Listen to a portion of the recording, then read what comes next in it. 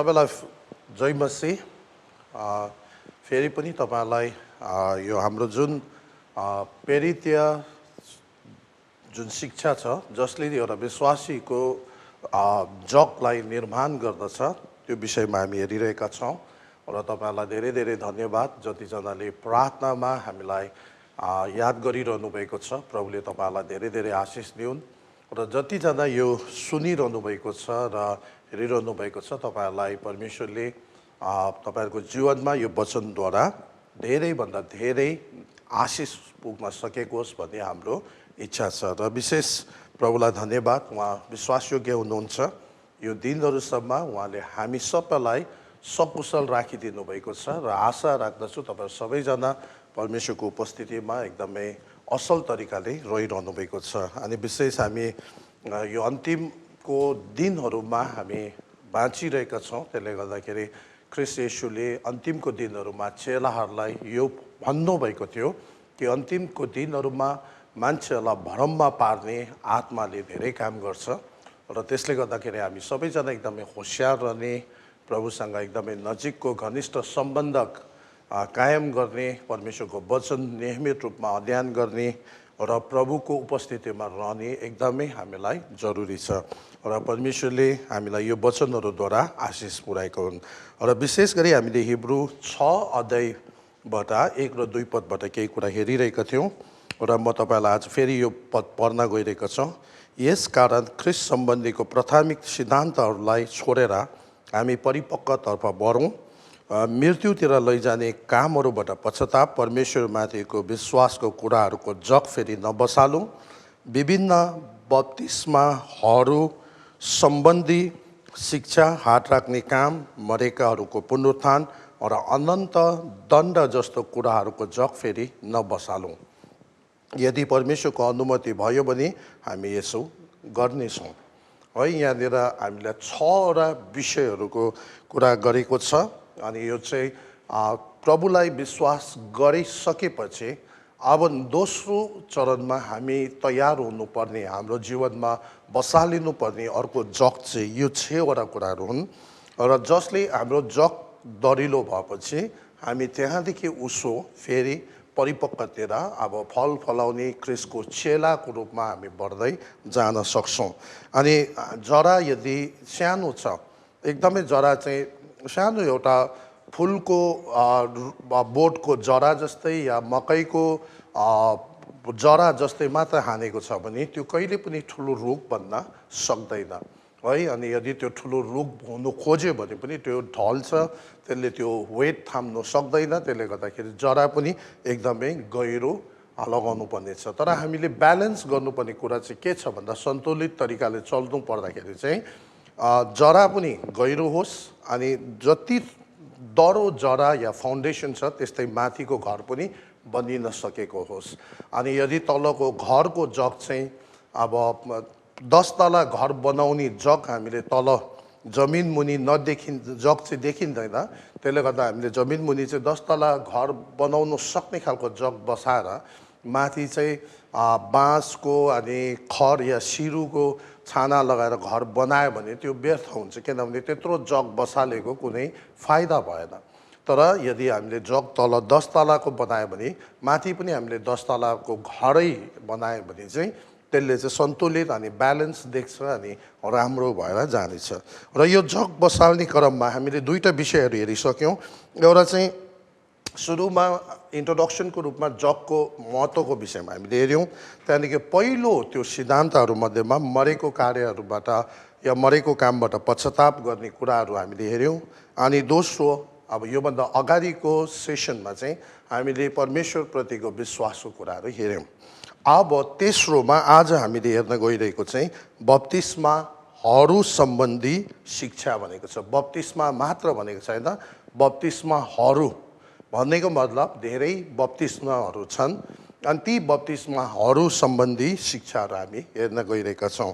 र सबभन्दा पहिला हाम्रो मरेको कामबाट पश्चाताप भनेको संसारको चालबाट चल्ने, आफ्नो पुरानो स्वभावमा चल्ने, ऐश्वर्य तरिकाले निर्णय गर्ने, ऐश्वर्य तरिकाले जीवन सञ्चालन गर्ने जुन एउटा हाम्रो स्वभाव भइसकेको छ त्यो कुराहरूबाट हामी छुटकारा भएर त्यो कुराहरूबाट छुटेर अब परमेश्वरको वचनको अगुवाईमा, पवित्र आत्मा परमेश्वरको अगुवाईमा, सरसल्लाहमा हामीले ईश्वरीय तरिकाले जीवन जिएर मृत्यु कार्य गर्नु छोड्ने कुराहरू हामीले हेऱ्यौँ। र पहिला चाहिँ अब आफूमाथि पहिलो कदम चाहिँ त्यही हो, आफूमाथि भर नपरेर अब दोस्रोमा चाहिँ परमेश्वरप्रति विश्वास, आफूमाथि भर नपरेर आफ्नो तरिकाले बुद्धि लगाएर आफ्नै ट्रिक्समा कुनै कामहरू नगरेर मिनिस्ट्री हुन्, प्रार्थना हुन्, आराधना हुन्, जेसुकै हुन्, अब चाहिँ दोस्रो चरणमा चाहिँ के आयो, अब आफू केन्द्रित नभएर परमेश्वर केन्द्रित, गड सेन्टर भएर परमेश्वरप्रति भरोसा विश्वास गरेर अगाडि जीवन सञ्चालन गर्ने दोस्रो चरणको कुराहरू हामीले हेरिसक्यौँ। अब त्यहाँदेखि तेस्रो चरणमा हामीले चढ्दाखेरि चाहिँ अब तेस्रो चरणमा आइपुग्दा हाम्रो लागि के आयो, बप्तिस्माहरू सम्बन्धी शिक्षाको अब तेस्रो कुरा सुरु भइरहेको छ। र आज म यहाँनिर बप्तिस्मा सम्बन्धी कुराहरू चाहिँ चारवटा ब्याप्टिजमहरूको कुरा म तपाईँहरूको बिचमा राख्न चाहन्छु। अनि यो बप्तिस्मा भन्ने जुन शब्द छ यो ग्रिक शब्दमा ब्याप्टिजो भन्छ, यसको मतलब चाहिँ पुरा इमर्स हुनु, पुरै गाभिनु या चुर्लुममै डुब्नु भनेर यसले भन्दछ है। इभन एउटा कुरा अर्कोसँग पुरै गाभियो भने पनि त्यो पनि एउटा ब्याप्टिजम जस्तो देखिन्छ। र बप्तिस्मा विभिन्न बप्तिस्माहरू यहाँ भएको कारणले गर्दा, त्यस कारणले गर्दा बप्तिस्माहरू सम्बन्धी शिक्षा भनेर भनिएको छ। र यसमा पहिलो चरणमा म तपाईँलाई पहिलो ब्याप्टिजम चाहिँ पहिलो कोरिन्थी 12 अध्यायको 12देखि 14 पद हामी हेर्नेछौँ। पहिलो कोरिन्थी 12 अध्यायको 12देखि 14 पदमा पहिलो ब्याप्टिजमको कुरा यहाँनिर लेखेको छ। यहाँनिर पहिलो कोरिन्थी 12 अध्यायको 12देखि 14 पद म तपाईँहरूको बिचमा पढ्न गइरहेको छु। किनकि जस्तै शरीर एक छ, त्यसका धेरै अङ्गहरू हुन्छ, शरीरका सम्पूर्ण अङ्गहरू धेरै भए तापनि शरीर चाहिँ एउटै हुन्छ। ख्रिस्ट पनि त्यस्तै हुनुहुन्छ, किनकि एउटै पवित्र आत्माद्वारा हामी सबैले एउटै शरीरमा बप्तिस्मा पाएका छौँ। यहुदी या ग्रिक, कमारो या फुक्को, हामी सबैलाई एउटै पवित्र आत्माबाट पिउन दियो। अब यो ब्याप्टिजम चाहिँ सबैलाई इक्वलाइज गर्छ, सबैलाई बराबर बनाउँछ। यहाँनिर कुनै जातको कुरा छैन, यहाँनिर कुनै लिङ्गको कुरा छैन, स्त्री पुरुषको कुरा छैन, कुनै देशको कुरा छैन, राष्ट्रको कुरा छैन। यहाँ चाहिँ एउटै शरीर, अनि जुन शरीरको शिर चाहिँ ख्रिस्ट हुनुहुन्छ। एउटा परिवार या एउटा युनिभर्सल फ्यामिली या युनिभर्सल चर्च, अनि त्यो भित्र हाम्रो ब्याप्टिजम हुनुपर्ने कुराहरू देखाउँदछ। र पहिलो ब्याप्टिजमको कुरा चाहिँ के हो भन्दाखेरि ख्रिस्टको शरीरमा बप्तिस्मा लिनु या ख्रिस्टको परिवारमा, त्यो ठुलो परिवारमा गाभिनु। अनि यो परिवार ठुलो छ। यो परिवार तपाईँको आदमदेखि लिएर अहिलेसम्मको जतिजना ख्रिस्टमा भएर कति बितेर जानुभयो, कति अहिले छँदैछन्, हामी सबै चाहिँ एउटै परमेश्वरको सन्तान, एउटै आत्माले अभिषेक भएको हामी एउटै ठुलो एउटा परिवारभित्र छ। सायद चाहे आज हामी विभिन्न डिनोमिनेसनको नाममा नाम रहौँ, विभिन्न चर्चहरूको नाममा हामीले आफूलाई सम्बोधन गरे तापनि वास्तविक सत्य चाहिँ के हो भन्दा हामी सबैजनाको एउटै पिता छन्, एउटै आत्माले एउटै शरीरमा हामीलाई बप्तिस्मा दिएको छ, गाभिएको छ, हामी त्यसमा एउटा भाग भएका छन् र हामी सबै एउटै हुन् वास्तवमा है। यसले यो कुनै डिनोमिनेसन, यो कुनै चर्चले हामीलाई कुनै फरक नपारेको हुन्। हामी कुनै हालतले पनि यो चर्च त्यो चर्च भनेर लड्नु मिलेन। त्यो कारणले गर्दा हामी एकअर्कासँग झगडा गर्नु, ओ भन्दा हामी राम्रो, उसको भन्दा हाम्रो राम्रो भन्ने कुराहरू आउँदैन, किनभने हामी सबै वास्तवमा एउटै शरीरको हो। एउटा चर्चले अर्को चर्चसँग कम्पिटिसन गर्यो, एउटा चर्चले अर्को चर्चलाई निम्न तल तरिकाले हेऱ्यो भने त्यो वास्तवमा आफ्नै विरुद्ध गरेको काम हो। अनि हामी एउटै शरीरमा हातले खुट्टासँग मिलेर काम गर्नुपर्छ, आँखाले कानसँग मिलेर काम गर्नुपर्छ। एउटाले एक्लै काम गर्नु सक्दैन र ऊ अलग्गै हुन पनि सक्दैन। त्यस कारणले गर्दा हामी सबैजना एउटै शरीरको हो। र एउटा व्यक्तिको जीवनमा कति बेला चाहिँ हामी त्यो शरीरमा गाभिन्छ भन्दा त्यो यूहन्ना 1:14 पदमा भनेको छ, जतिजनाले ख्रिस्टलाई आफ्नो मुक्तिदाता उद्धारकर्ता भनेर ग्रहण गर्छ तिनीहरू परमेश्वरको परिवारको सन्तान हुन पुग्छ। र त्यो दिन वास्तवमा जुन दिन तपाईँ र मैले ग्रहण गर्छ, प्रभुलाई विश्वास गर्छ, त्यो दिन हामी परमेश्वरको त्यो ठुलो युनिभर्सल फ्यामिलीभित्र, त्यो ठुलो फ्यामिलीभित्र सायद ग्रहण गर्दाखेरि एउटा लोकल चर्चमा हामी ग्रहण गर्छौँ एउटा, है। तर त्यो लोकल चर्च मार्फत चाहिँ हामी त्यो ठुलो युनिभर्सल चर्चमा पनि जोडेको र गाभेको हुन्छ, है। त्यस कारणले गर्दाखेरि हामी जस्तै अब एउटा उदाहरणको रूपमा म तपाईँलाई यो भन्न चाहन्छु, संसारमा सायद आज 750-800 करोड मान्छे होला। सबैलाई हामी चिन्दैनौँ पनि, एकअर्काको नाम थाहा छैन, को भाषा पनि हामीलाई आउँदैन, तर हामी सबै मानिस जाति हो। हामी सबैभित्र परमेश्वरको आत्मा छ। हामी एकअर्कालाई नचिने तापनि तर मानिस चाहिँ हामी मान्छे हौँ, हामी पशु होइनौँ। त्यस कारणले गर्दा हामी सबैजना एक दिन मृत्यु हुन्छ हाम्रो, अनि हाम्रो न्याय पनि हुन्छ। हाम्रो एउटै परमेश्वर, एउटै उद्धारकर्ता हुनुहुन्छ। त्यस कारणले गर्दाखेरि हामी एउटा जब हामी यो संसारमा यो सबै 700-800 करोड मान्छेहरूसँग सम्बन्धमा जोडिन या गाभिन आउँदाखेरि चाहिँ हामी कुनै हालतले पनि आकाशबाट झरेर आएको होइन, एउटा पानीको पोखरीबाट एउटा कुनै फुलबाट निक्लेर आएको होइन, तर हामी एउटा परिवार मार्फत जन्म लिएर एउटा समुदायभित्रको हामी गाभिन्छ, या एउटा स्टेट या प्रान्तभित्र गाभिन्छ, त्यसरी देश, राष्ट्र र सम्पूर्ण संसारसँग हामी गाभेका हुन्छौँ। त्यस्तै है, अब कतिवटा कुराहरू चाहिँ के छ भन्दाखेरि यो चाहिँ परमेश्वरको योजना हो, है। अनि त्यस कारणले गर्दा यो परमेश्वरको इच्छाद्वारा हुँदछ। त्यस्तै हामी ख्रिस्टको ठुलो शरीरमा गाभिँदाखेरि हामी एउटा लोकल चर्च मार्फत हामी विश्वास गरेर त्यो ठुलो मण्डलीसँग हामी गाभिन पुग्छौँ, है। अनि त्यस कारणले गर्दाखेरि चाहिँ अब हामी म यही भन्छु, जसरी म एउटा परिवारमा जन्मेँ, अनि परिवारमा जन्मिँदाखेरि चाहिँ अब मैले अलिकति होस आएँ, अनि म अलिक बुझ्नै भइसकेपछि देख्यो मेरो परिवार त अलिक कमजोर छ, मेरो बुवा पनि त्यत्रो धनी छैन, पढेको छैन, तर अर्कोपट्टिको घरको बुवा चाहिँ, छिमेकीको बुवा चाहिँ पढेको, धनी, राम्रो देखेको बित्तिकै अब मलाई यस्तो परीक्षा हुनु हुँदैन कि म बुवा साट्नु पर्यो, है, म परिवार साट्नु पर्यो, अनि म चाहिँ त्यो परिवारको छोरा हुनु पर्यो भनेर चाहिँ हाम्रोमा परीक्षा आउनु हुँदैन। त्यति बेला चाहिँ अब जुन परिवारमा परमेश्वरले हामीलाई जन्म दिएको हुन्छ त्यो चाहिँ परमेश्वरको योजना आधारमा हामी जन्मेका हुन्छौँ। त्यस्तै तर त्यस्तै हामी जुन लोकल चर्चमा हामी जन्म लिन्छौँ, सर्वप्रथम सबभन्दा पहिला त्यो चाहिँ हाम्रो चोइसबाट हामी जन्म लिएको हुँदैनौँ, त्यो चाहिँ परमेश्वरको इच्छा अनि अनन्तको योजनाको आधारमा हामी एउटा लोकल चर्चमा जन्म लिन्छौँ। अनि त्यति बेला जब हामी जन्म लिइसके केही जान्ने भएपछि चाहिँ ओहो मेरो चर्च अलिक सानो रहेछ, हाम्रो वर्सिप पनि राम्रो छैन रहेछ, बरु योभन्दा अर्को एउटा गतिलो चर्च रहेछ, म त्यता जानु पर्यो भनेर हामी चर्च सार्दै यो चर्चदेखि अर्को चर्चदेखि अर्को सर्नु मिल्दैन। किन भन्दा यदि हामीले त्यसरी गऱ्यो भने जसरी परिवार साट्न मिल्दैन, है, त्यस्तै चर्च पनि साट्न मिल्दैन, बाउ साट्नु मिलेन, आमा साट्नु मिलेन। त्यसरी नै एउटा मण्डली जहाँनिर तपाईँहरू म जन्मिन्छ त्यसरी नै त्यो एउटा परिवार हो, त्यहाँबाट हामी साटेर हाम्रो चाहिँ परिवार कमजोर रहेछ भनेर अलिक बलियोसँग सधैँ आफै त्यो यताको छोडेर चाहिँ त्यता गाभिनु मिल्दैन। त्यसरी नै यदि हामीले चर्च नै बदली गर्न थाल्यो, त्यहाँको विभिन्न स्ट्यान्डर्डले, त्यहाँको त्यो विभिन्न तरिकाले गर्दाखेरि हामीले साट्यो भने या त्यो चेन्ज गर्न थाल्यो भने सर्वप्रथम परमेश्वरको जुन योजना अनुसार तपाईँलाई त्यो ठाउँमा प्रभुलाई थाहा छ किन त्यहाँ ल्याएको, त्यो नै हामी के गरी पठाउँछौँ, गुमाइ पठाउँछौँ, र सबभन्दा पहिलो स्टेपमै हामी परमेश्वरको योजनादेखि अलग हुन्छौँ। त्यस कारणले गर्दा हामी कुनै पनि हालतले चर्च साट्नु मिल्दैन।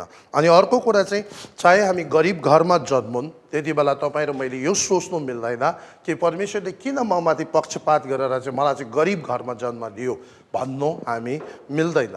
यदि हामी एउटा चाहे गरिबै घरमा जन्म लिएको किन नहोस्, तर तपाईँ र म चाहिँ परमेश्वरको शिक्षामा हुर्किएर प्रभुमा राम्रो भएर त्यो घरभित्र बसेर हामी अगाडि बढ्न थाल्यो भने हाम्रो कारणले गर्दा नि त्यो परिवार चाहिँ एकदमै राम्रो स्थानमा आइपुग्छ, अनि त्यो परिवार चाहिँ एकदमै राम्रो जग्गामा आइपुग्छ। तर त्यो चाहिँ तपाईँ र मेरो आज्ञाकारितामा थियो, तपाईँ र म कति साह्रो परमेश्वरको वचनमा हामी समर्पित हुन्छौँ, आज्ञाकारी हुन्छौँ, त्यो आधारमा हामी आफ्नै परिवारमा सबभन्दा पहिला आशिष बन्न पुग्छौँ। हामी कहिले पनि यो भन्नु मिल्दैन प्रभु मलाई विभिन्न जातिहरूको बिचमा आशिषको कारण बनाउनुहोस् भनेर हामी प्रार्थना गर्छौँ, तर सबभन्दा पहिला आफ्नो परिवार, आफ्नो नजिकको त्यो जुन मण्डली त्यहाँभित्र तपाईँ र म आशिष बन्नु सकेन, त्यहाँभित्रको जवाबदेही र जिम्मेवार कुनै काम गरेन भने हामीलाई कुनै हालतले पनि त्योभन्दा अलिक पर अरू ठाउँमा आशिष बनाउनुहुन्न अनि हामी बन्न पनि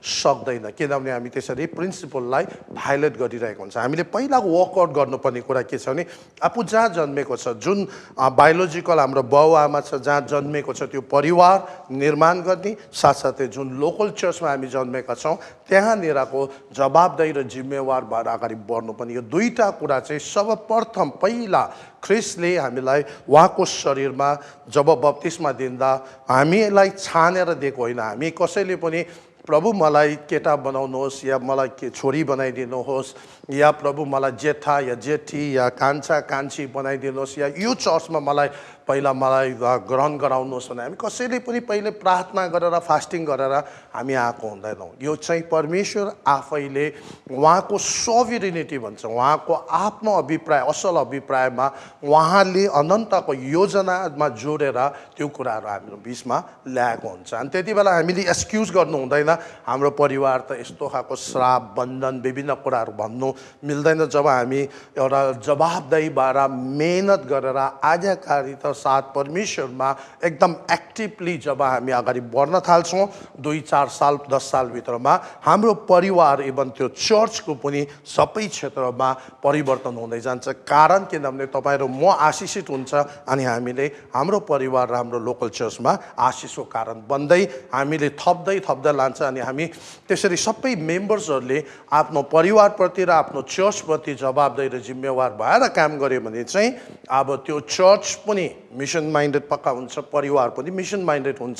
साथसाथै त्यो चर्च चाहिँ सुरुमा केही नहुँदा 2-4 जना 10 जनाबाट सुरु भए तापनि 10-15 वर्षमा त्यसले सयौँ मण्डलीहरू गठन गरेर हजारौँ मान्छेहरूलाई बचाएर अनि अझै धेरै ठुलो दर्शन लाखौँको बिचमा पुग्ने परमेश्वरले बनाउन सक्नुहुन्छ र बनाउनुहुन्छ।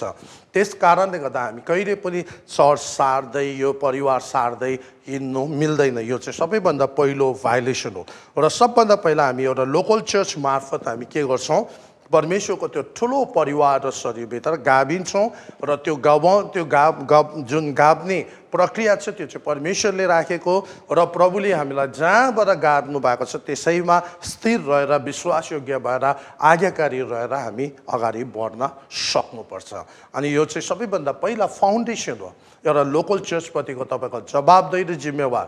अनि कहिले पनि हामीले यस्तो अभिप्राय लिएर हुनु हुँदैन कि चर्चबाट म के पाउँछु भन्ने होइन, तर म यो चर्चमा मलाई प्रभुले ल्याइसकेपछि म कसरी हुर्किने र यहाँभित्र मैले यसलाई कसरी अगाडि बढाएर लाने, यहाँको सेवाकाईलाई कसरी बढाएर लाने। किनभने एउटा चर्चभित्र 10, 20, 30 जना जवान नानीहरू यसरी यो कुरालाई बुझेर कसैले वर्शिप क्षेत्रमा अगाडि बढाएर लग्यो, कसैले एजुकेसन क्षेत्रमा, कसैले मिसन क्षेत्रमा, कसैले मार्केट प्लेसको मिनिस्ट्रीहरू बढाएर लग्यो। पछि गएर गाभिन्दा त्यो लोकल चर्चको त्यो एरिया मिनिस्ट्री चाहिँ यति थुप्रो हुन्छ कि उनीहरू केवल आइतबार एउटा ठाउँमा भेला भएर सङ्गति गर्ने मात्र होइन, उनीहरू होल विक काम गरिरहेको हुन्छ। कोहीले च्यारिटी गरिरहेको हुन्छ, कोहीले एजुकेसन क्षेत्रमा काम गरिरहेको हुन्छ, कोहीले होलिस्टिक मिनिस्ट्री गरिरहेको हुन्छ, कसैले मर्सी मिनिस्ट्री गरिरहेको हुन्छ, कसैले फ्रन्टियर मिसन गरिरहेको हुन्छ र विभिन्न क्षेत्रमा यसरी काम बढिरहेको हुन्छ। र यो सर्वप्रथम सबभन्दा पहिला ख्रिस्टको शरीरको बप्तिस्मा चाहिँ त्यसरी हामी सबैजना त्यो कुरालाई थाहा गर्न सक्नुपर्छ।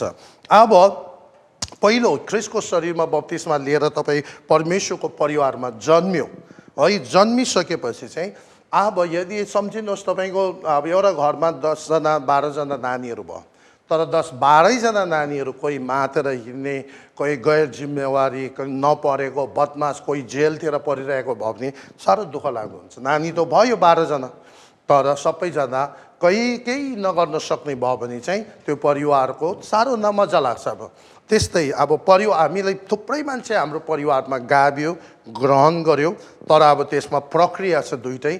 हुर्किने मान्छेले पनि हुर्किनुपर्छ राम्रो अभिप्रायमा अनि हुर्काउने मान्छेले पनि हुर्काउनु सक्नुपर्छ। यो दुइटै कुरा मिलेर तालमेल मिलेर जब यो कुराहरू अगाडि बढ्छ र एउटा नानीहरू चाहिँ अब राम्रो स्कुलमा पढायो, आमा बाउले राम्रो तरिकाले त्यसलाई उसको अगाडि मोडलिङ गरिदियो, राम्रो तरिकाले शिक्षा पायो, हुर्किएर आयो भने चाहिँ अब एउटा ठाउँमा पुगेपछि त्यो नानी सक्षम आफ्नो खुट्टामा उभिन सक्ने भएर चाहिँ अब परिवारको लागि केही गर्ने त्यस्तो खालको नानी भयो भने चाहिँ त्यो परिवार अगाडि बढेर जान्छ। त्यस्तै एउटा लोकल चर्च पनि जब एउटा मान्छेले ग्रहण गर्छ, ऊ भर्खर जन्म लिएको हो, जन्म लिइसकेर उसलाई कन्फ्युजनमा नल्याएर अर्डरली ऊ आफै पनि हुर्किन सक्यो र अरूलाई पनि त्यसरी हुर्काइदियो भने 2-4 वर्षभित्रमा एकदमै हुर्केर ऊ पनि त्यो मण्डलीलाई, त्यो लोकल चर्चलाई परमेश्वरले जुन जवाबदेही र जिम्मेवार दिएको छ, हामी जुन लोकल चर्च हुन्छ त्यो चाहिँ डल्लै शरीरभित्र सायद एउटा हात होला है, या एउटा औँला मात्रै होला, तर त्यो मान्छेले अब औँला परमेश्वरले बनाएको छ खुट्टा हुने कोसिस गर्नु भएन, औँलाकै काम गर्नु पर्यो र उसले आफ्नो त्यो जुन एउटा औँलाले गर्नुपर्ने काम चाहिँ निपुणता साथ गऱ्यो भने त्यो शरीरमा राम्रो योगदान हुन्छ। त्यस्तै तपाईँ र मलाई जुन कामको लागि प्रभुले बोलाएको हुन्छ, त्यस कारणले गर्दा हामीलाई त्यो भागमा गाभेको हुन्छ, त्यो काममा हामी हुर्केर निपुणता साथ एक दिन काम गर्न सक्ने हुनुपर्छ। हामी थाहा गर्छौँ या कोही मान्छे अब हाम्रै घरको या कोही साथीभाइ या छोराछोरीहरू कोही नराम्रो काम गरेर, चोरी गरेर, नराम्रो हत्या गरेर चाहिँ जेल गएर जेलबाट छुटेर आउँदाखेरि 10-15 वर्षपछि छुटेर आउँदाखेरि हामी त्यहाँनिर खाजा माला लिएर एकदम त्यसलाई जय जयकार गरेर स्वागत गर्दैनौँ, किन भन्दाखेरि त्यति त्यो रमाइलो वातावरण होइन। अब त्यो चाहिँ है, त्यो मान्छेले राम्रो गरेर, तर कुनै पनि जग्गामा हाम्रो राष्ट्रको टिम चाहिँ अर्को राष्ट्रसँग खेल्नु गएपछि चाहिँ त्यहाँ गएर खेलेर जितेर आयो भने उनीहरूलाई एयरपोर्टमै डल्लाग्दो स्वागतको कार्यक्रम बनाएको हुन्छ। त्यस्तै अब हामी केवल ख्रिस्टको शरीरमा, परिवारमा, ठुलो परिवारमा जन्मिनु मात्र होइन, जन्मिसकेर नालायक र फल नफलाउने सन्तान हुनु भएन। हामी चाहिँ केही न केही त्यो जुन ठाउँमा प्रभुले हामीलाई गाभेको छ, जुन परिवारमा हाम्रो योगदान चाहिँ आफ्नो परिवारप्रति र आफ्नो लोकल चर्चप्रति बराबर हुन सक्नु पर्यो। अनि त्यसले गर्दाखेरि तपाईँलाई मलाई जुन परिवारमा जन्मायो, जुन चर्चमा हामी जन्मेका छौँ, यो दुईटै कुरा एकदमै राम्रोसितले ध्यान दिएर ब्यालेन्सली हामी लान सक्नु पर्यो। र जब एउटा सक्षम व्यक्ति हुन्छ, अब म केही गर्छु भन्ने खालको अवस्था आएपछि चाहिँ अब दोस्रो ब्याप्टिजम चाहिँ के भन्छ, पानीको बप्तिस्मा। अनि यो पानीको बप्तिस्मा चाहिँ प्रभु जानुभन्दा अगाडि आफ्नो चेलाहरूलाई आज्ञा गरेर जानुभएको। उहाँले भन्नुभयो, जाऊ सबै जातिहरूकोमा सुसमाचार प्रचार गर। यो मत्ती 28मा छ 18देखि 20 पदमा, अनि मर्को 16 अध्यायमा छ अन्तिमको 15देखि 20 पदमा। जाऊ सबै जातिहरूकोमा सुसमाचार सुनाऊ अनि विश्वास गर्नेहरूलाई है पिता पुत्र पवित्र आत्माको नाममा बप्तिस्मा देऊ भनेर आज्ञा गर्नुभएको छ। अनि यो चाहिँ बप्तिस्मा चाहिँ के हो भन्दा यो चाहिँ आज्ञा हो, अनि यो आज्ञा पालन गर्नु पर्यो। कारण किन भन्दा येशू ख्रिस्ट आफैले पनि बप्तिस्मा लिनुभएको छ। प्रभु येशूले बप्तिस्म लिँदाखेरि तपाईँ र मलाई याद होला, हामी उहाँ करिबन 30 वर्ष पुग्नु भएको थियो, अनि 30 इयर्सको उमेरमा उहाँले ब्याप्टिजम लिनुभयो। अनि यो चाहिँ उहाँले अन्दाजमा गर्नुभएको होइन, उहाँले 25 वर्षमा पनि ब्याप्टिजम लिन सक्नुहुन्थ्यो, 20मा पनि लिन सक्नुहुन्थ्यो, तर उहाँले 30सम्म पर्खिनु भयो। अनि जबसम्म उहाँ ब्याप्टिजम गर्नु भएन तबसम्म उहाँ पब्लिकली मिनिस्ट्रीमा कहिले पनि आउनु भएन। र यो 30 वर्षसम्म उहाँ पर्खिनु भएको कारण चाहिँ के हो भन्दाखेरि उहाँ चाहिँ जब हाम्रो हाई प्रिस्ट हो, हाम्रो प्रधान पुजारी हुनुहुन्छ है। अनि इजरायलमा पुजारीहरू चाहिँ करिबन 25 वर्षको उमेरदेखि पुजारी हुनु पाउँछ, तर प्रधान पुजारी हुनुको लागि चाहिँ 30 वर्ष उमेर पुगेको अनि काटेको हुनुपर्छ। अनि त्यस कारण ख्रिस्ट येशू हाम्रो प्रधान पुजारी, उहाँ हाम्रो हाई प्रिस्ट हो मल्किसेदेकको अर्डरमा। त्यस कारणले गर्दाखेरि उहाँले 30 इयर्स उहाँले कहिले भायोलेसन गर्नु भएन, तर उहाँले के गर्नुभयो, 30 वर्षको उमेरसम्म पर्खिनु भयो अनि पानीको ब्याप्टिजम लिनुभयो। अनि त्यो पनि उहाँ यर्दन नदीमा गएर यूहन्ना बप्तिस्माद्वारा डुबेर चुर्लुम्मै डुबेर उहाँले पानीको बप्तिस्मा लिनुभयो। अनि ब्याप्टिजम लिँदाखेरि प्रभुले हामीलाई यो कुराहरू, आज संसारमा विभिन्न फर्म्सहरू छ, विभिन्न तरिकाले, मेरो उहाँहरूप्रति भन्नु केही पनि छैन। कतिले पानी छिर्काएर ब्याप्टिजम लिन्छ, कतिले झन्डामुनि ब्याप्टिजम लिन्छ, अरू विभिन्न तरिकाले ब्याप्टिजम लिने गर्छ। तर अब हामी पानीमा गएर ख्रिस्ट येशू प्रभुले जसरी डुबेर ब्याप्टिजम लिनुभयो त्यसरी हामी ब्याप्टिजम लिने गर्छौँ। अनि साथसाथै ब्याप्टिजम लिँदाखेरि पिता पुत्र पवित्र आत्मा परमेश्वरको नाममा हामी ब्याप्टिजम दिन्छौँ। अनि तपाईँ कतिजनाले के गर्छन्, ख्रिस्ट येशूको नाममा मात्र पानीको बप्तिस्मा लिनुपर्छ भन्ने कुराहरू छ। अनि यो चाहिँ तपाईँ र मलाई थाहा छ, जब पत्रुसले प्रचार गरिरहेको बेलामा, पेन्टिकोसको चाडको बेलामा है, उहाँले प्रचार गर्दा थुप्रो भिडहरू भित्रबाट काट्यो, उनीहरूको हृदयभित्र कन्भिक्सन आयो। अनि उनीहरूले सोधे, अब हामीले उद्धारको लागि के गर्नुपर्छ भन्दा पत्रुसले प्रेरित पत्रुसले प्रेरित 2:38 के भनेको छ भन्दाखेरि पश्चाताप गर अनि ख्रिस्टको नाममा बप्तिस्मा ल्याऊ भनेर चाहिँ उहाँले भन्नुभएको छ। अनि कतिजना त्यसरी पछि गएर प्रेरितहरूले ख्रिस्टको नाममा बप्तिस्मा लिनु भन्ने कुराहरू भएको कारणले गर्दाखेरि धेरैचोटि चाहिँ मान्छेहरूले अब के सोच्यो भने येशूको नाममा बप्तिस्मा लिनुपर्छ भनेर सोच्ने गर्छ है। पाप क्षम यहाँनिर प्रेरित 2:38 पत्रुसले तिनीहरूलाई भने, पश्चाताप गर र तिमीहरूका पाप क्षमाको निम्ति येशू ख्रिस्टको नाममा तिमीहरू प्रत्येकले बप्तिस्मा ल्याऊ र तिमीहरूले पवित्र आत्माको वरदान पाउनेछौ। अब यहाँनिर येशूको नाममा बप्तिस्मा ल्याऊ भनेको कारण चाहिँ किन हो भन्दाखेरि, एउटा कुरा त यहाँनिर यो पेन्टिकोसको चाडमा यो सबै भिडहरू चाहिँ यरुशलेममा भेला भएको छ। अनि यहाँनिर भिडहरूमा को छ भन्दाखेरि यो भिडहरूमा चाहिँ सबै यहुदीहरू छ। अनि कोही कोही मान्छेहरू जो यहुदी मतमा कन्भर्ट भएको छ तिनीहरू आएको छन्। अनि त्यसले गर्दाखेरि पत्रुसको अगाडि अडियन्स यो सुन्ने, यो मेसेज सुन्ने चाहिँ को हो भन्दा यहुदी मतको मान्छेहरू हो। अनि यहुदीहरूले याहवे पितालाई उनीहरूले विश्वास गर्छ अनि पवित्र आत्मा परमेश्वरलाई विश्वास गर्छ। तर उनीहरूको प्रब्लम चाहिँ के हो भन्दा ख्रिस्ट येशू जिजस क्राइस्ट चाहिँ मसिया हो भनेर उनीहरूले विश्वास गरेको थिएन। अनि उनीहरूले त त्यो कुरालाई चाहिँ ईश्वर निन्दा भनेको कारणले गर्दाखेरि यहुदीहरूले ख्रिस्टलाई क्रुसमा टाङ्नुपर्छ भन्ने वास्तवमा यहुदीहरू हो, उनीहरूले टाँगेको। त्यसले गर्दाखेरि अब यहाँनिर सोध्ने पनि को हो, यहुदीहरू। त्यस कारणले गर्दा प्रेरित पत्रुसले स्ट्रेस दिएर जोड दिएर यो भन्दै हुनुहुन्छ कि तिमी पितालाई उनीहरूले मान्छ, पुत्रलाई पनि उनीहरूले तयार छ, पवित्र आत्मालाई पनि उनीहरू विश्वास गर्छ, तर पुत्र परमेश्वर ख्रिस्ट येशूलाई मसिया भनेर मान्न उनीहरू तयार थिएन।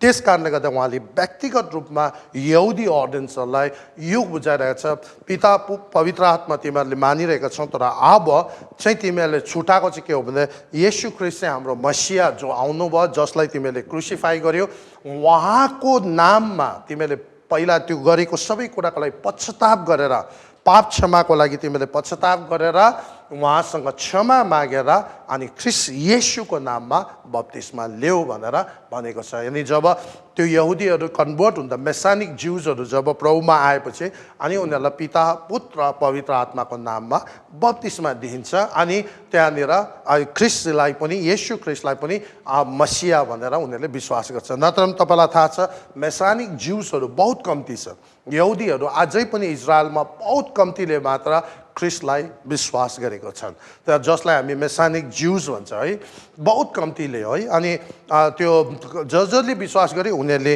पिता पुत्र पवित्र आत्माको नाममा बप्तिस्मा लिन्छन्। उनीहरूलाई अब येशू नै मसिया, हामीले पर्खिरहेको मसिया चाहिँ येशू हो रहेछ भनेर थाहा पाएर त्यो विश्वास गरेर अनि त्रिएक परमेश्वरको नाममा बप्तिस्मा लिनको लागि उनीहरू तयार हुन्छ। नत्र भने अब अझै पनि धेरैभन्दा धेरै प्रायः जस्तो यहुदीहरू अहिले पनि त्यो मसियालाई उनीहरूले पर्खिरहेको छ। उनीहरूले अहिले पनि त्यो यस्तो खालको मसिया आउँछ जसलाई इजरायललाई सारा संसार सबैबाट एकदम शक्तिशाली बनाउँछ उनीहरू। अनि विशेष गरी त्यो येशू ख्रिस्टको समयमा त उनीहरूले यस्तो खालको मसियाको रूप पर्खिरहेको थियो जसले लिटरली रोम साम्राज्यबाट उनीहरूलाई फ्रिडम, स्वातन्त्र गराएर चाहिँ अनि यहुदीहरूको राजा भन्ने त्यस्तो खालको मसियाको उनीहरूको नक्सा थियो। तर वास्तवमा हाम्रो मसिया चाहिँ शैतानको सबै कामहरू, बन्धनहरू, पापबाट छुटाउनको लागि उहाँ हाम्रो लागि आउनुभयो, जसले हामीलाई अनन्त जीवन दिन सक्नुहुन्छ। र पानीको बप्तिस्मा चाहिँ त्यो हो।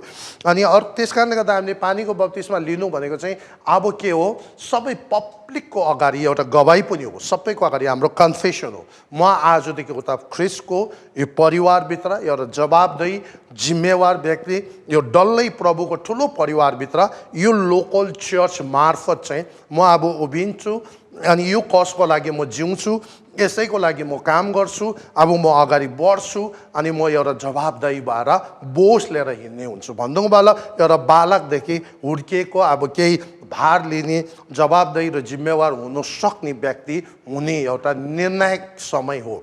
अनि यसले गर्दा ब्याप्टिजमलाई के भन्छ भन्दाखेरि पुरा हामी जब पानीमा त्यो गर्छौँ त्यसको मतलब हामी अब ख्रिस्टसँग मर्यो, अब हाम्रो पुरानो स्वभाव र सबै गार्यो, पुरानो हाम्रो सोचहरू डल्लै, पुरानो हाम्रो लक्ष्यहरू पनि गार्यो, उद्देश्यहरू पनि गार्यो। सायद हामी संसारमा इसाई चाहिँ बनेर बस्छु तर धनी भएर पैसा कमाएर आफू एकदम सुखी भएर बस्छु, इसाई चाहिँ इसाई, म क्रिस्चियन चाहिँ क्रिस्चियन तर अरू केही कामहरू अब प्रभुको राज्यमा चाहिँ केही नगर्ने, त्यस्तो खालको कतिपयको सोच हुनसक्छ। तर त्यो सबै कुरा चाहिँ अब गार्ने, अब त्यस्तो खालको होइन।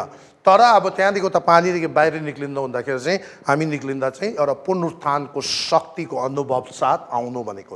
त्यसको मतलब अबदेखि उता मेरो लक्ष्य, मेरो उद्देश्य डल्लै चेन्ज भयो। अब मेरो उद्देश्य अस्तिसम्म चाहिँ मैले प्रभुबाट आशिष पाएर एउटा सफल भएर पैसा रुपियाँ कमाएर आफ्नो परिवार आफूलाई सुरक्षित राख्ने मेरो उद्देश्य थियो भने अब चाहिँ म के गर्छु भन्दा म प्रयास गर्छु, दिनरात मेहनत गर्छु, मसँग अझै धेरै आय स्रोत कमाइहरू होस्, तर मेरो अब उद्देश्य चाहिँ के छ, खालि आफ्नो परिवार सुरक्षित राखेर आशिषित बनाउनको लागि होइन। अब चाहिँ म प्रभुको मत्ती 28:18 देखि 20 पदको त्यो महान आदेशलाई पुरा गर्नको लागि, त्यसको पछाडिको त्यो दर्शनको लागि खर्च गर्न, त्यसलाई फन्डिङ गर्न, त्यसलाई सघाउन, त्यसलाई एकदम सही तरिकाले अगाडि पुर्याउनको लागि म अब गर्नेछु भनेर चाहिँ ब्याप्टिजमको अर्थ चाहिँ त्यो हो। त्यसको मतलब हामी ख्रिस्टको मृत्यु अनि उहाँको पुनरुत्थानमा के भएको, सहभागी भएको। अब हामी मर्यौँ, पेरी पलले भनेपछि म अब जिउँदिनँ, अब ख्रिस्ट मभित्र जिउनुहुन्छ। त्यस्तै अब म मरेँ, मेरो आफ्नो लक्ष्य, उद्देश्य, योजना, मेरो आफ्नो जति गोल जे छ सबै विचार, एम्बिसन सबैबाट म मरेँ। अब म परमेश्वरको इच्छा योजनालाई धारण गरेर अगाडि हिँड्छौँ। अब यसलाई चाहिँ के भन्छ, पानीको बप्तिस्मा। अब तेस्रो बप्तिस्मालाई चाहिँ के भन्छ भने ब्याप्टिजम अफ फायर। अनि यो चाहिँ कहाँनिर लेखेको छ भन्दाखेरि मत्तीको 3:11 र 12 पद म तपाईँलाई पढ्नेछु। यहाँनिर आगोको बप्तिस्मा। अब यो चाहिँ एकदमै नितान्त आवश्यक छ। यहाँनिर यसरी लेखेको छ मत्ती 3:11 र 12 यसरी लेखेको छ, म चाहिँ त तिमीहरूलाई पश्चातापको लागि पानीले बप्तिस्मा दिन्छु, तर म पछि आउनुहुने मभन्दा अझ शक्तिशाली हुनुहुन्छ, जसका जुत्ता बोक्ने योग्य म छुइनँ। उहाँले तिमीहरूलाई पवित्र आत्मा र आगोले बप्तिस्मा दिनुहुनेछ। है, उहाँको निफन्नी नाङ्लो उहाँको हातमा छ। उहाँले आफ्नो खल्लालाई पुरा सफा पार्नुहुनेछ र आफ्नो गाउँ भन्सारमा जम्मा गर्नुहुनेछ र भुस चाहिँ ननिभिने आगोमा जलाउनुहुनेछ। अब यहाँ हेर्नुहोस् है, यो चाहिँ आगोको बप्तिस्मा, यो चाहिँ सबैभन्दा पेनफुल ब्याप्टिजम भन्छ है। अब एउटा मान्छेले जब म प्रभु मलाई केही जिम्मा दिनुहोस्, म अब उभे, म मेरो लागि मरेँ, संसारको लागि मरेँ, प्रभुको लागि जिउँछु भनेर खडा भइसकेपछि अब प्रभुले तुरुन्तै त्यति बेलादेखि उसलाई प्रयोग गर्दैन, तर त्यो प्रयोग गर्नुभन्दा अगाडि उसलाई के गर्छ, तयार गर्छ। अनि उसलाई तयार गर्दाखेरि चाहिँ जहिले पनि परमेश्वरले के भएर लान्छ, आगो भएर लान्छ। आगो चाहिँ के हो भन्दा जहिले पनि हामीलाई रिफाइन गर्ने, प्युरिफाई गर्ने, सफा गर्ने, जति नराम्रो हामीभित्रको नराम्रो डडहरू छ, मैलाहरू छ, त्यो सबैलाई सफा गर्ने काम चाहिँ आगोले गर्दछ। आगोको बप्तिस्मा चाहिँ सबैभन्दा पेनफुल ब्याप्टिजम, जहाँनिर तपाईँहरू म धेरै भ्यालिजहरू बेसीहरू भएर, धेरै दुःख कष्ट प्रेसरहरू भएर जाँदाखेरि हामीभित्र त्यो आगोको बप्तिस्मा भएर आउँछ। यहाँनिर अघि यूहन्ना बप्तिस्माले भन्यो, म त तिमीलाई खालि पश्चातापको लागि पानीले बप्तिस्मा दिन्छु, तर म पछि आउनुहुने चाहिँ मभन्दा अझ शक्तिशाली हुनुहुन्छ, जसको जुत्ता बोक्ने म योग्य छुइनँ। उहाँले तिमीहरूलाई पवित्र आत्मा र आगोले बप्तिस्मा दिनुहुन्छ। त्यहाँदेखि 12 पदमा मुनि मजाले भनेको छ, उहाँको निफन्नी नाङ्लो उहाँको हातमा छ। निफन्नी नाङ्लो चाहिँ के हो त? निफन्नी नाङ्लोले चाहिँ एकदमै राम्रो चिज, त्यो भुस नभएको चामल या धान जे होस् त्योलाई अलग्गै अनि भुसलाई अलग गर्ने काम हो। अनि त्यो चाहिँ हाम्रो जीवनमा पनि त्यो प्रोसेस हुनुपर्छ। जब हामी एकदमै प्रोसेस भएको छैन, हामी चाहिँ एउटा र मेटेरियल जस्तो छ भने चाहिँ अनि हामीलाई परमेश्वरले प्रयोग गर्न सक्दैन। सुन पनि त्यो पुरा त्यो र ओरमा त्यो भएको बेलामा त्यो मजाले खाएर र सुन मात्रै निकालेको छैन भने त्यसलाई गहनाको रूपमा हामी प्रयोग गर्न सक्दैन। त्यहाँभित्र थुप्रो कुराहरू मिसेको हुन्छ, तर त्यसलाई आगोमा कहाँनिर भट्टीमा लगाएर पुरा त्यो नराम्रो अरू धातु सुनदेखि बाहेक अरू सबैसँग अलग गराएर अन्तिममा गएर सुन मात्र निकुर जब हातमा पर्छ त्यहाँदेखि मात्र त्यसलाई चाहिँ गहनाको रूपमा धेरै किमतमा त्यो बिक्री हुन्छ अनि मान्छेहरूले प्रयोग गर्ने गर्छ।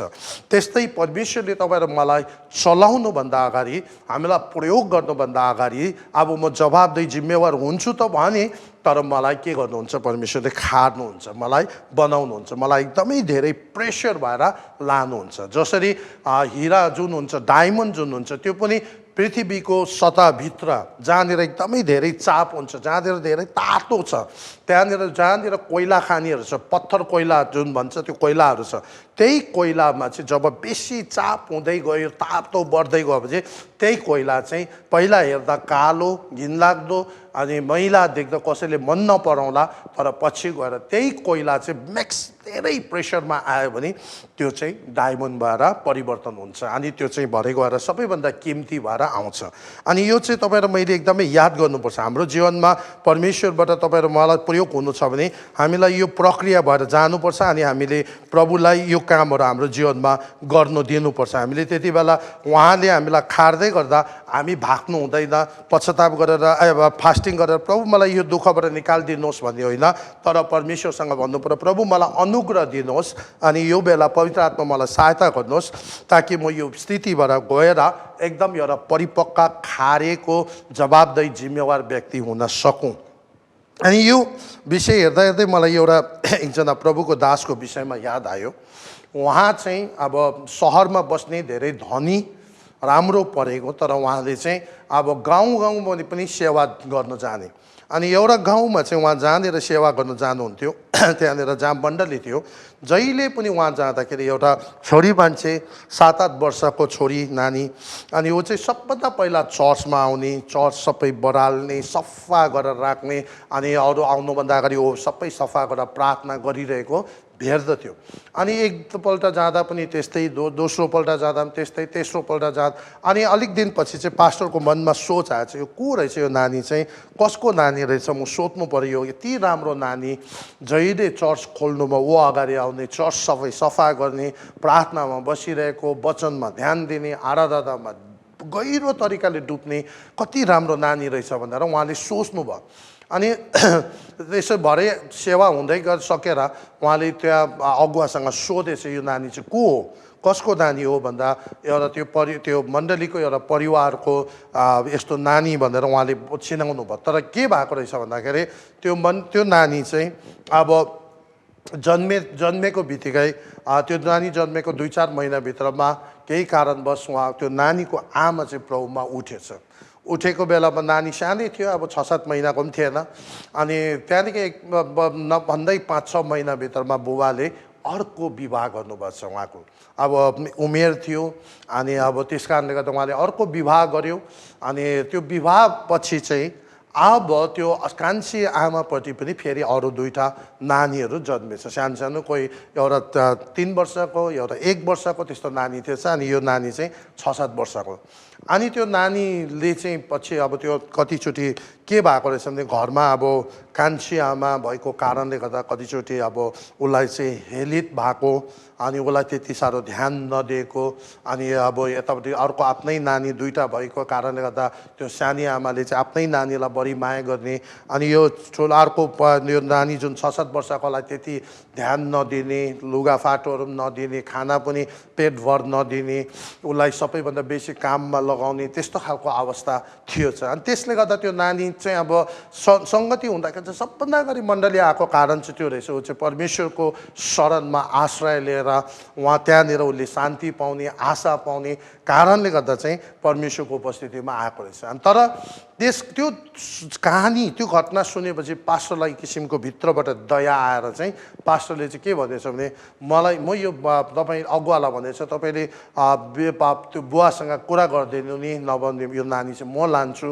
म पढाउँछु उसलाई भनेर चाहिँ भनेपछि त्यो कुराकानी अगाडि बढेपछि बुवाले पनि भनेछ हुन्छ तपाईँले लगेर पढाइदिनुहोस् न भनेपछि।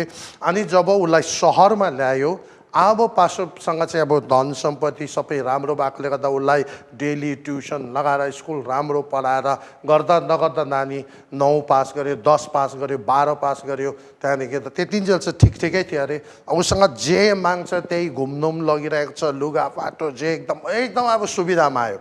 तर पछि गएर ऊ जब कलेज पहिलो वर्ष पुग्यो, अलिकति टेरो हुँदै गयो, अर्कै तालमा गयो। सेकेन्ड इयर पुग्दाखेरि त मण्डली नआउने, चर्च नजाने, बाउ आमाको कुरै नसुन्ने, अब जो पाल्ने बुवा आमाको कुरै नसुन्ने एकदम। अनि तेस्रो वर्षमा त एक दिन दुःख लाग्दो कुरा चाहिँ के भएछ भन्दाखेरि एक दिन चाहिँ सुसाइड गरेर ऊ चाहिँ आत्महत्या गरेर आफ्नो जीवन खतम गर्यो। अनि त्यति बेला अब पास्टर बाउलाई धेरै नमजा भयो। मैले माया गरेको थिएँ, आफ्नै छोरी जस्तो जे चाहियो त्यही दिएको थियो, घुमाउनु लान्थेँ, मैले कहिले छुटाएन, राम्रो स्कुल पढाएँ, राम्रो टिचरहरू दिएँ, पैसा मैले अझै त्यहाँबाट अगाडि पढ्नु जे पनि म तयार थिएँ। तर उसले यस्तो किन गर्यो? अनि उहाँले प्रभुलाई सोधेछ, प्रभु किन यो के भयो त, के कारणले यस्तो भयो? अनि परमेश्वरले उहाँलाई भन्नुभएको छ, यो चाहिँ तिमीले मलाई नसोधिकन तिमी आफै आफ्नो भावनामा बगेर बाटोबाट आफैले निर्णय गरेको परिणाम चाहिँ यस्तो हो। वास्तवमा मलाई के थाहा थिएन, त्यो नानीको सानी आमा थियो, अनि उसलाई खाना दिइरहेको छैन, उसलाई यस्तो गाह्रो परिरहेको छ भनेर के मलाई थाहा थिएन? अनि त्यति बेला अब परमेश्वरले भन्नु, मलाई थाहा थियो मेरो छोरी त्यहाँनिर हेला भइरहेको छ, त्यहाँनिर भरपेट खाना पाइरहेको छैन, दुःख छ। तर वास्तवमा मैले त्यति बेला उसलाई मसँग मेरो नजिक ड्र गर्दै थियो। त्यो सिचुएसनले चाहिँ त्यो छोरी चाहिँ मेरो नजिक आइरहेको थियो, त्यो बनिँदै थियो। अनि त्यसरी तिमीले मलाई नसोधिकन मैले जुन एउटा प्रक्रिया उसको प्रोसेस जीवनमा चालिरहेको थियो त्यहाँबाट तिमीले फुत्तै झिकेर त्यो नानीलाई जे चाहिन्छ त्यही दिनु थालेपछि चाहिँ अन्तिममा गएर त्यो नानी एकदमै बिग्रेर गएर लास्टमा त्यो कलेज पुग्दा त्यो ड्रग्स खानु थाल्यो, केटाहरूसँग हिँड्न थाल्यो। अन्तिममा कतिवटा त्यो केटाहरूसँग कुरा मिलेन, अनि साथीभाइसँग के भयो, लडाइँ झगडा भयो, अनि ऊ सुसाइड भयो, अनि ऊ खतम भयो। अनि त्यही कुरा चाहिँ कतिचोटि चाहिँ परमेश्वरले हामीलाई अप्ठ्यारो परिस्थितिभित्र हाल्दाखेरि तपाईँ र म है भावनामा गएर त्यस्तो व्यक्तिलाई टक्कै त्यहाँबाट झिक्नु चाहिँ होइन, तर त्यसमै उत्साह दिएर नि त्यसलाई इन्करेज गर्ने, त्यही ठाउँमा सहायता पुर्याउनु चाहिँ उहाँ परमेश्वरसँग मिलेर काम गरेको हुँदछ। किन भन्दा उसलाई खार्यो भने चाहिँ ऊ बनिन्छ। अब ऊ परमेश्वरको नजिक रहन्छ, उसको जीवनमा गवाइरहन्छ, ऊ सधैँ परमेश्वरप्रति धन्यवादी हुन्छ। यशाया अगमवक्ताले जब ख्रिस्टलाई परमेश्वरको दर्शन पायो त्यति बेला उहाँले भन्यो, म एकदम अशुद्ध व्यक्ति, पापी व्यक्ति अब है भन्दाखेरि परमेश्वरले त्यो आगोद्वारा उहाँको मुख जिब्रो सबै सफा गरेको कुराहरू छ। आगोले त्यसरी सफा गर्छ। अनि हाम्रो जीवनमा आगो के हो? त्यस्तो परिस्थितिहरू। एउटा विश्वासीलाई तपाईँले जति बेला जे भन्यो तपाईँले पुलाएर पास्टर एकदमै जति बेला पुगिरहेको छ, उसले भोग्नुपर्ने, उसले थाम्नुपर्ने जति प्रेसरहरू तपाईँ अगुवाहरूले थामिदियो भने ऊ कहिले बनिँदैन। अनि हामी अगुवाहरूले त्यसरी होला हामीले माया गरेको, तर त्यो माया सही खालको माया होइन। अनि त्यसै बेला चाहिँ उसलाई त्यो अवस्थाबाट भएर जानका लागि जब हामी उत्साह दिन्छौँ, साथ दिन्छौँ, अनि उसलाई अगाडि बढाउँछौँ, तब त्यो मान्छे बलियो भएर आउँछ। र यो आगोको बत्तिसमा चाहिँ के छ भन्दा जब पानीको बत्तिसमा लिएर म अब केही जवाबदेही जिम्मेवार भएर काम गर्छु भनेको बित्तिकै त्यतिकै परमेश्वरले प्रयोग गर्नु सक्नुहुन्न। तर उसलाई चाहिँ त्यो आगोको बत्तिसमा भएर खारेर ऊ भित्रको जीवनको जति पनि मैलाहरू छ, भुसहरू छ, सबै निकालेर चाहिँ अब परमेश्वरले हामीलाई निखुर सुन जस्तो बनाएर प्रयोग गर्नुहुन्छ। अब त्यहाँदेखि त यो चाहिँ तयारी सकेपछि चाहिँ अब चौथो बत्तिसमा आज यो अन्तिम हो। अनि यो चाहिँ तपाईँको प्रेरित 1 अध्यायको 8 पदमा लेखिएको छ। यहाँनिर यसरी लेखिएको छ, जब पवित्र आत्मा तिमीहरूमाथि आउनेछ तिमीहरूले शक्ति पाउँछौ अनि तिमीहरू मेरो निम्ति के हुन्छ त्यहाँदेखि चाहिँ तिमीहरू चाहिँ गवाई बन्न सक्छौ भनेर त्यहाँनिर भनेको छ। जब तर पवित्र आत्मा तिमीहरूमा आउनु भएपछि तिमीहरूले शक्ति पाउनेछौ, तिमीहरू यरुशलेम, सारा यहुदिया, समारिया, पृथ्वीको अन्तिम छेउसम्म मेरो साक्षी हुनेछ।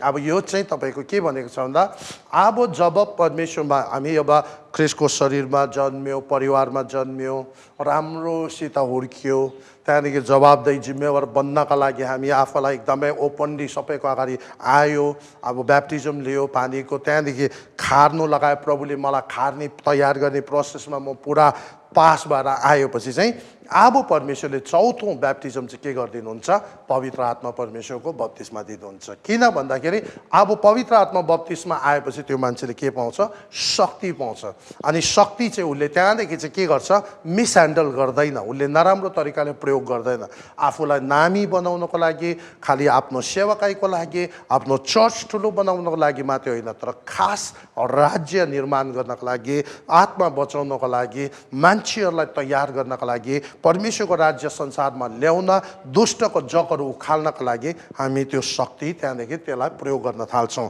अनि यहाँनिर त्यो शक्ति पाएपछि पहिला यरुशलेम त्यहाँदेखि यहुदा त्यहाँदेखि समार्य त्यहाँदेखि जगतको अन्तसम्म भनेको छ अनि यो कुराहरू एकदमै यो प्रिन्सिपल हो पहिला हामीले आफ्नो लोकली त्यहाँदेखि रिजनली त्यहाँदेखि नेसनली त्यहाँदेखि इन्टरनेसनली ग्लोबली गर्ने कुराहरू परमेश्वरले वचनमा यो कुराहरू देखाएको छ तर कतिचोटि तपाईँ र मलाई याद गर्नुपर्छ हामी लोकली निर्माण गर्दा गर्दै हामीले प्रयास गऱ्यौँ सबै कोसिस गरिसकेर कतिचोटि त्यो लोकली बन्दैन भने सायद हामी रिजनलतिर पनि बढ्नुपर्छ किनकि पहिला यरुशलेमको मण्डली हुनु त त्यहाँबाट सुरु भए तापनि पछि मिसन स्टेसन चाहिँ यरुशलेम भएन एन्टियोक भन्ने ठाउँ चाहिँ वर्ल्ड वाइड ओभरसिज मिसनको लागि एउटा स्टेसन भएर आयो अनि यो चाहिँ तपाईँ र मैले थाहा गर्न सक्नुपर्छ तर यहाँनिर पवित्र आत्माको बत्तिसमा चाहिँ किन चाहियो भन्दा अब हाम्रो बलले हाम्रो शक्तिले हाम्रो तागतले हामी केही गर्न सक्दैनौँ जकरिया 4:6 किनभने हामी त ख्रिस्टको शरीरमा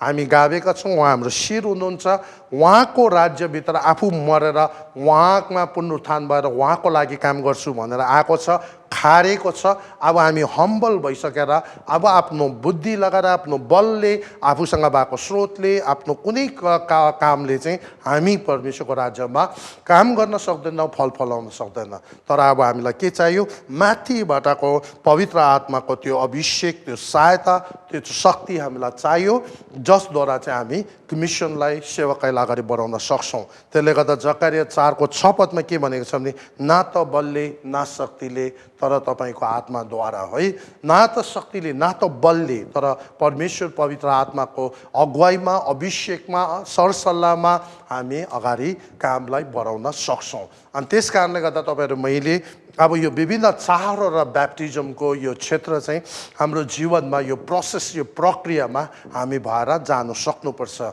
अनि हामीले एउटा मान्छे प्रभुमा जन्माएपछि चाहिँ त्यो मान्छेलाई यसरी बढाउने अनि आफू पनि यसरी नियमित रूपमा बढेर गयो भने हामी सबैजना फलदायक परमेश्वरको राज्यमा काम फल फलाउने व्यक्तिहरू हुन्छ जब हामी हाम्रो बुवाकोमा फर्केर जान्छौँ त्यति बेला हामी रिते हात जाँदैन हामीले गेम जितेर गएको जस्तै एउटा कुनै पनि हाम्रो टिम चाहिँ विदेशमा गएर क्रिकेट खेलेर या केही फुटबल खेलेर फर्केर आउँदा जितेर आयो भने वर्ल्ड कप जितेर आयो भने हामी यहाँ भव्य स्वागत गर्छौँ त्यस्तै तपाईँ र मैले यहाँनिर यो सबै प्रक्रिया भएर गएर राम्रो तरिकाले ख्रिस्टको नाम रोशन गरेर राज्य बढाएर जब हामी संसारको दौड सकेर पिताका फर्केर जान्छौँ हाम्रो भव्य स्वागत त्यहाँनिर हुन्छ है त्यस कारणले गर्दा तपाईँहरूलाई यो वचनद्वारा आशिषित भएको होस् आशिष भएको होस् र यो प्रक्रियामा हामी सबैजना जानुपर्छ त्यस कारणले गर्दा यो फाउन्डेसन र यो बेस हो बप्तिस्माहरू सम्बन्धी शिक्षा भनेको यही कुरा हो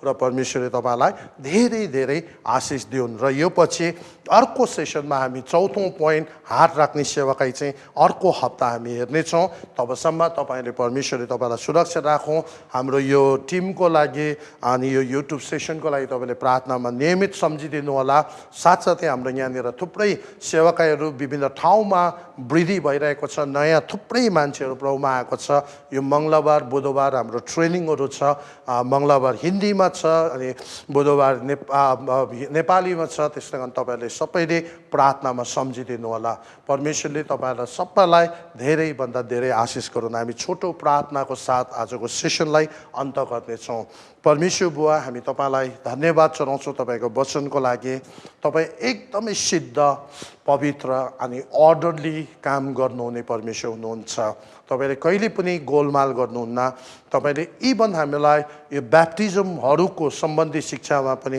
एउटा स्टेप बाई स्टेप अर्डरली तपाईँले दिनुभएको छ प्रभु तपाईँलाई धन्यवाद हामी सबैजना यसरी तपाईको वचनको आधारमा कुनै पनि प्रिन्सिपललाई भाइलेट नगरी स्टेप बाई स्टेप बढ्न हामीलाई सिकाउनुहोस् अनि अरूलाई यसरी बढाउन पनि हामीलाई अनुग्रह साथ पवित्र आत्माको अभिषेकको साथ सहायता गरिदिनुहोस्। धन्यवाद प्रभु, सबै महिमा तपाईँलाई दिँदै हाम्रो टिमको लागि तपाईँलाई धन्यवाद, यो सबै स्टुडियोको सरसामानको लागि धन्यवाद, जतिजनाले यो कुराहरूमा योगदान दिएको छ तिनीहरूलाई र प्रभु प्रशस्त मात्रामा आशीर्वाद दिनुहोस्। जतिजना सुन्दै हुनुहुन्छ ती सबै प्रियजनहरूलाई प्रशस्त आशीर्वाद दिनुहोस्। धन्यवाद प्रभु, म आफैसँग तपाईँ हुनुभयो। यो सबै सेसनको लागि हामी तपाईँलाई महिमा आदर प्रशंसा चढाउँदै हाम्रो जीवन आत्मा प्राण शरीर फेरि दोस्रो अब यो चौथो सेसनमा जबसम्म हाम्रो भेट हुँदैन अर्को सप्ताह, तबसम्म तपाईँको सुरक्षा निगाह कृपा हामी प्रत्येकसँग रहिरहोस् भन्दै प्रभुलाई धन्यवाद चढाउँदै सबै प्रार्थना बिन्ती आशिषलाई माग्छौँ येशू प्रभुको नाममा। आमेन आमेन। परमेश्वरले तपाईँहरू सबैलाई आशिष गरौँ। अब हाम्रो फोर्थ सेसनमा हामी फेरि भेट हुनेछौँ। सबैलाई जय मसीह।